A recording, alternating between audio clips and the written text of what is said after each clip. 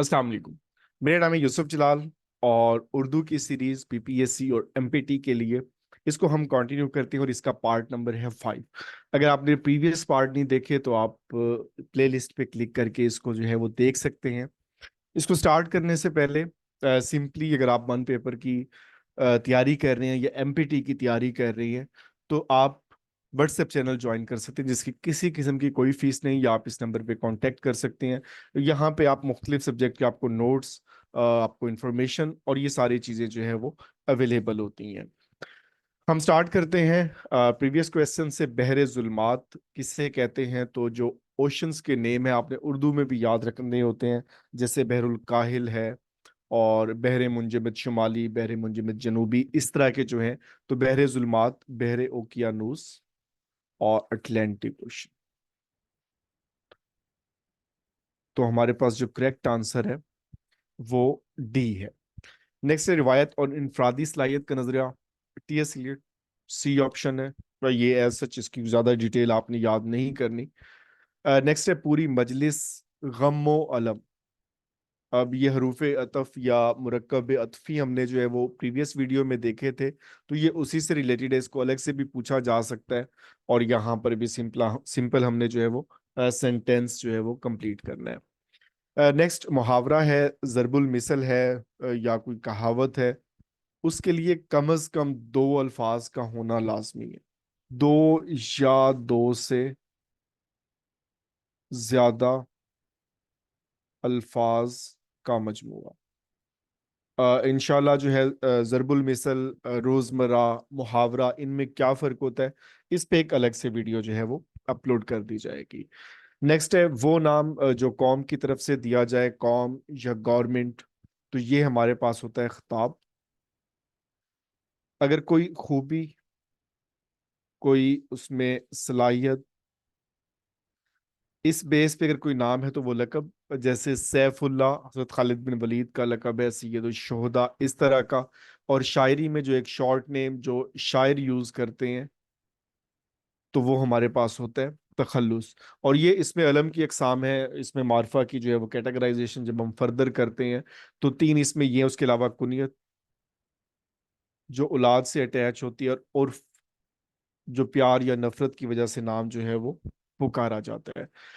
Next है दुरुस्त फिक्रा बताना है। इसमें ज्यादा नुक्ताचीनी ना करो, नुक्ताचीनी ना करो, बहुत ज्यादा नुक्ताचीनी ना करो।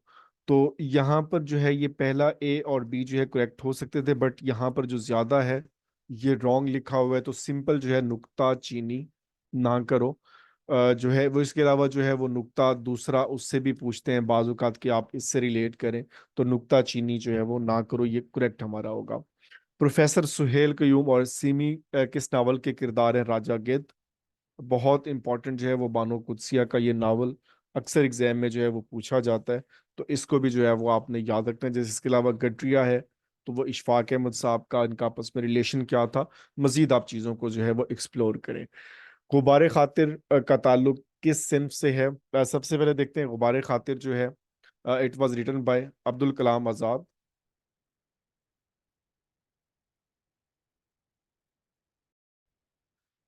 अब्दुल कलाम आज़ाद बहुत important personality, India wins freedom, और उसके अलावा एजुकेशन मिनिस्टर के तौर पर कांग्रेस में इनका बहुत ज़्यादा जो है वो इम्पोर्टेंट रोल। तो इनके हवल तर्जमानुल कुरान, तो इन्होंने बहुत ज़्यादा जो है इनकी सर्विसेज है उर्दू के लिए और इंडिया के लिए इन्होंने बहुत ज़्यादा सर्विसेज दी। तो गुबार खातिर बेसिकली कलेक्शन है इनके लेटर्स की, खतूत की। तो ये इसका जो ताल्लुक है वो सिर्फ खतूत से रिलेटेड है। नेक्स्ट हमारे पास है इसरारुल हक मजाज लखनवी, ये रियल नेम है।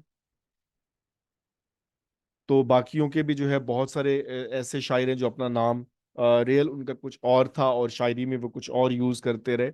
नेक्स्ट है वहदतुल वजूद को किस शायर ने बरता है? तो मीर हसन।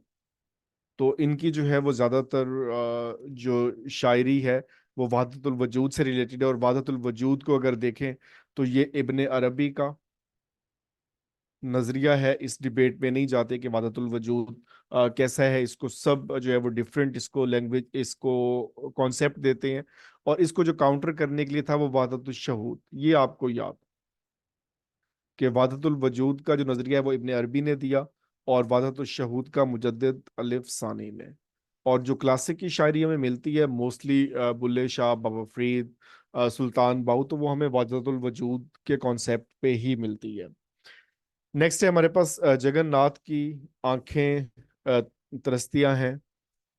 तो इसका ताल्लुक किस सिन्फ से है? जैसे हमने गुबारे खातिर का देखा, तो ये सवानेह निगारी, तो ये सवानेह निगारी से रिलेटेड है, और ये काफी जो है वो रिपीटेड क्वेश्चन है। नेक्स्ट है, असीर आबिद ने दीवाने गालिब का तर्जुमा किस जबान में किया? तो ही ट्रांसलेटेड इनटू पंजाबी, तो इसने पंजाबी में किया। तो गालिब साहब के हवाले से तो आपने इनकी बर्थ डेथ, किस शहर में पैदा हुए, किस शहर में दफन है, और इनके दीवान के हवाले से, और इनके जो इंपॉर्टेंट अशार हैं वो भी अक्सर जो है वो हमारे इम्तिहान का हिस्सा होते हैं। नेक्स्ट है, खुदा ने आज तक उस कौम की हालत नहीं बदली, ना हो जिसको ख्याल आप अपनी हालत बदलने का। इसको शेर को मिस्टेकनली जो है वो अल्लामा इकबाल से जो है वो अटैच किया जाता है, बट ये शेर जो है मौलाना जफर अली खान, ये इनका शेर है, और ये काफी रिपीटेड है, और ये इसके चांस होते हैं कि हम इकबाल की तरफ चले जाएं। नेक्स्ट है, जबान पे बार खुदा, खुदाया ये किसका नाम आया कि मेरे तक ने बोसे मेरी जबान के लिए। तो ये जो शायरी, इस तरह की शायरी है, डेफिनेटली ये गालिब की होती है। तो इसमें कौन सी जो है वो सिन्फ इस्तेमाल हुई है? तो इसमें जैसे आज की वीडियो में ज़्यादातर जो है वो सिन्फ से रिलेटेड है। तो लफ़ व नशर, तजाद, हुस्न तालील, तजाद तो जो है वो अपोजिट हो जाएगा, और तालील में ऐसी जो है वो इल्लत या ऐसी कंडीशन जो है वो बयान की जाती है जो बेसिकली नहीं होती। और लफ़ व नशर, ये हमने प्रीवियस वीडियो में डिस्कस किया कि लफ का मतलब लपेटना, कि अब जैसे पहली बात में जो पहला उसका मिसरा है, उसने उसमें बात को लपेट कर दिया है कि इसमें क्या, और दूसरी में जो है वो उसको फैलाना, कि उससे हुआ क्या है कि पहली जबान पे बार खुदाया ये किसका नाम आया, तो बेसिकली जो एक टेसिट और हिडन बात हो रही है, और फिर दूसरे में जो है वो उसको जो है वो एक्सप्लेन कर रहा है। तो हमारा जो करेक्ट आंसर है वो ए होगा। नेक्स्ट, मौलाना शिबली नुमानी की आप बीती किसने लिखी? शिबली नुमानी को भी हमने प्रीवियस वीडियो में डिस्कस किया।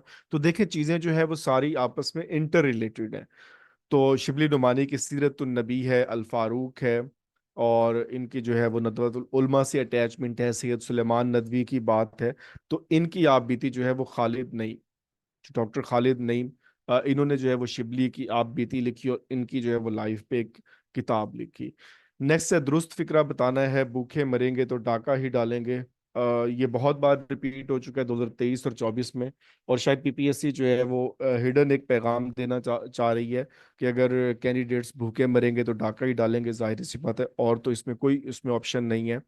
एंड द लास्ट वन, इसका आंसर जो है वो आपने कमेंट्स में देना है कि आंखें फेरना, इससे क्या मुराद है? दुश्मनी, जख्म देना, वफादार, या बेमुरवत होना। तो इसका जवाब आपने कमेंट में देना है, और नेक्स्ट वीडियो जो है वो हम यहाँ से स्टार्ट करेंगे। कोई भी क्वेश्चन हो, कोई इसमें मिस्टेक हो, या आपकी कोई सजेशन हो, तो आप इसको कमेंट कर सकते हैं, या इस नंबर पे कांटेक्ट कर सकते हैं। अपना ख्याल रखिए। अल्लाह हाफिज।